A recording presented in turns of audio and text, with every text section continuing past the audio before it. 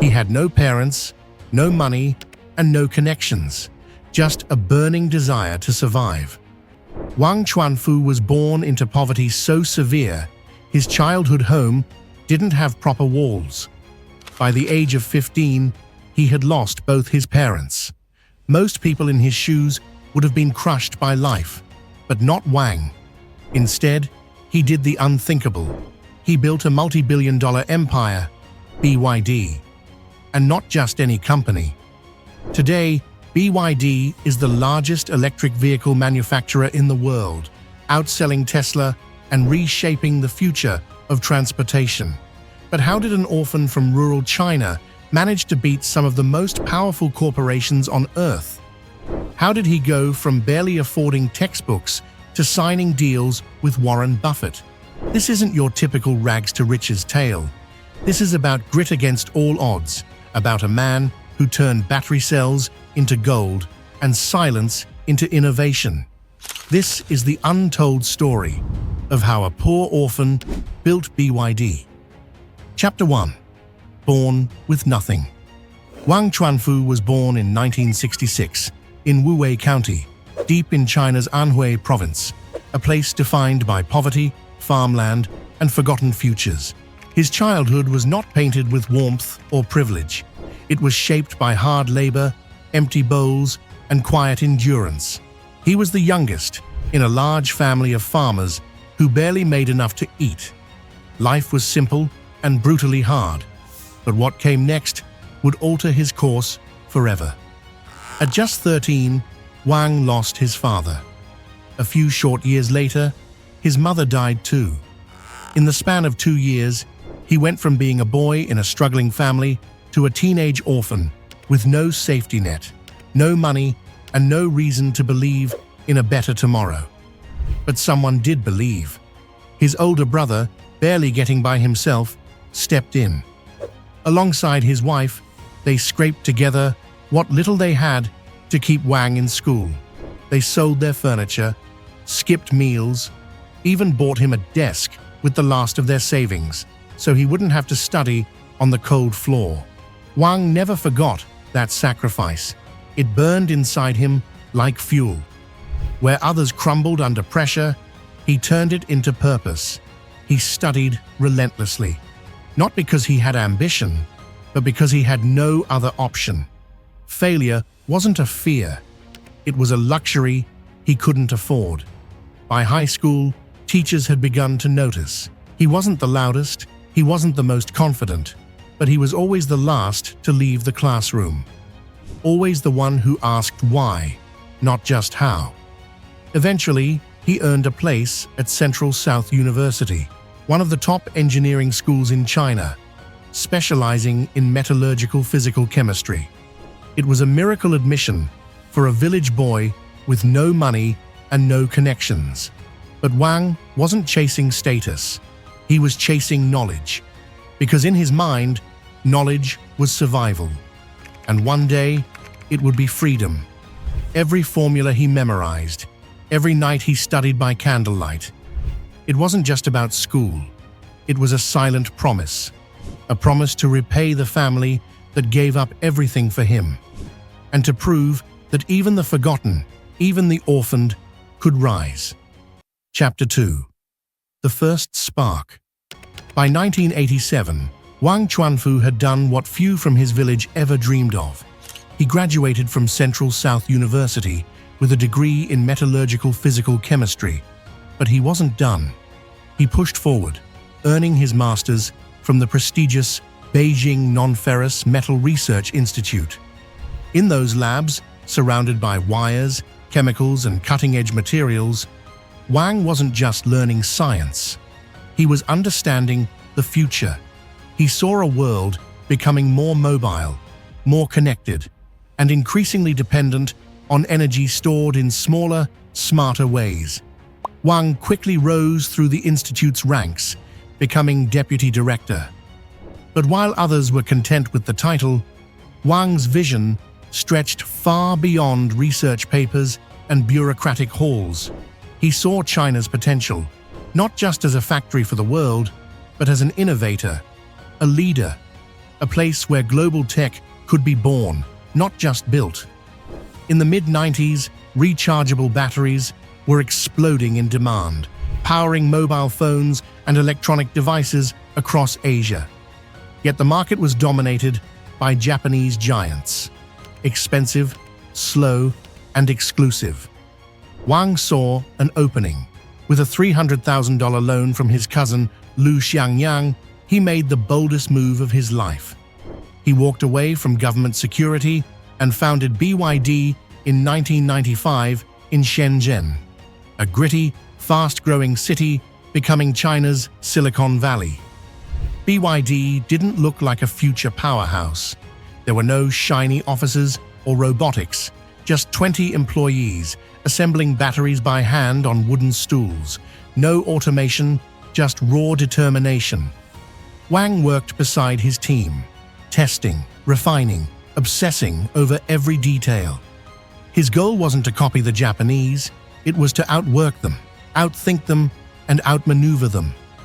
BYD's batteries quickly gained a reputation, not just cheaper, but surprisingly reliable. Within a few years, global electronics brands began knocking on BYD's door. Wang had done it. He'd taken the first step from scientist to founder, from factory floor to boardroom. But this was only the beginning, because Wang didn't just want to power devices, he wanted to power the world. And that meant entering a new battlefield, one where the stakes were higher, the players were bigger, and the risks were massive: the automotive industry. Chapter 3: Through Fire. By 2003, BYD had carved out a reputation as a low-cost battery maker with big ambitions. But Wang Chuanfu wasn't satisfied with supplying parts. He wanted to own the whole machine. That year, he made a decision that stunned both his peers and the market. BYD would buy Qinchuan Automobile, a struggling state-owned car manufacturer. The purchase cost roughly $32 million, a huge gamble for a company that had never built a single car. To critics, it seemed like career suicide. Wang had no automotive background.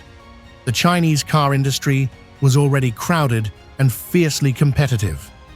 The idea of a battery startup entering the auto sector was laughed off as naive. But Wang had a vision no one else could see. He believed the future of the automobile was electric, and at the core of that future was the battery, BYD's specialty. If he could marry battery innovation with vehicle manufacturing, he wouldn't just compete, he'd lead. The early years were brutal. BYD's first vehicles were clunky and uninspired. They lacked refinement. Customers were skeptical. Critics were ruthless. Sales were sluggish. Morale inside the company took a hit. There were whispers, even within his team, that Wang had made a mistake. Then, in 2008, disaster struck. The global financial crisis sent shockwaves through every industry, and the auto market was hit hard. Car sales collapsed. Many new entrants were wiped out. But while others panicked, Wang stayed calm and strategic. That same year, a lifeline arrived from an unlikely source: Warren Buffett. After a tip from Charlie Munger, Buffett's Berkshire Hathaway invested $230 million in BYD for a 9.9% stake. It was more than just money. It was validation. If Buffett believed in Wang's vision, maybe the world should pay attention. The investment gave BYD the credibility and cash it needed. But challenges persisted. From 2017 to 2019, China's government slashed subsidies for electric vehicles, severely impacting BYD's bottom line. Profits fell. Tesla entered the Chinese market with a factory in Shanghai. Competition intensified from both local startups and global powerhouses. Many believed BYD's run was over, but Wang didn't blink. He restructured operations, doubled his R&D investment, and pushed his engineers to innovate like never before. For Wang, these weren't setbacks. They were signals. The market was shifting, the future was calling, and he was ready. Behind closed doors, his team was working on something that would shake the industry to its core. Not just a better car, but a better battery. One that was safer, cheaper, and radically more efficient than anything on the market. BYD wasn't retreating, it was evolving, and the breakthrough that would change everything was almost ready to launch. Chapter 4. The Blade Revolution. By 2020, the electric vehicle market was no longer emerging, it was exploding. Tesla dominated headlines. Global automakers scrambled to shift their strategies. But behind the noise, Wang Chuanfu was preparing a different kind of revolution, one built not on hype, but on quiet, relentless innovation. Wang understood something most others missed. The true bottleneck of electric vehicles wasn't speed or style, it was the battery. For years, EVs had relied on lithium-ion batteries. They were powerful, yes, but also expensive, heavy, and dangerously volatile under stress. Fires and explosions from damaged cells were making headlines. Costs remained high due to the use of rare and ethically controversial minerals like cobalt. Wang didn't want a marginal improvement. He wanted a leap forward. That leap came in 2020, when BYD introduced the Blade battery. Made from lithium iron phosphate, LFP, it was cheaper to produce, more stable, and environmentally cleaner. The Blade design allowed the cells to be stacked more efficiently, increasing energy density while saving space. But what truly set it apart was safety. In the infamous nail penetration test, a steel rod is driven through the battery to simulate extreme damage. Conventional batteries catch fire or explode. The Blade battery, no flame, no smoke, no temperature spike, just stability. Wang wasn't just solving an engineering problem, he was eliminating a psychological barrier. Suddenly, the public could trust EVs. No more fears about fire, no more second-guessing new technology. It was a breakthrough that changed everything. Sales surged. BYD's new models, like the Han EV and Dolphin, gained traction across China. Cities began adopting BYD's electric buses. Word spread. Governments and companies from Europe to Latin America began placing orders. Even competitors started paying attention. And then, the shockwave hit. BYD overtook Tesla in total EV sales in China, the largest electric vehicle market in the world. Wang's strategy had paid off. While others were chasing attention, he had been building infrastructure. While competitors outsourced, BYD kept everything in-house, from raw materials to manufacturing. That full control allowed BYD to move faster, cut costs, and innovate without asking for permission. The Blade battery became a symbol. It represented more than a new technology. It embodied Wang's philosophy, precision, patience, and the power of thinking long-term. But the Blade battery was just one piece of a larger puzzle. With momentum building and global demand skyrocketing, Wang wasn't just looking to make better cars. He was aiming to change how the entire world moved, from public transport to power grids, from solar integration to citywide electric infrastructure. Wang Chuanfu had finally arrived on the world stage, and as recognition poured in, it was time for the world to not just take notice, but to give credit. The story of the orphan who built BYD was no longer just a business tale. It was becoming a legend. Chapter 5. The Quiet King.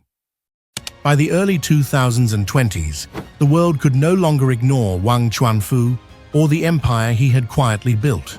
BYD had grown into a global powerhouse, selling more electric vehicles than any other automaker, including Tesla.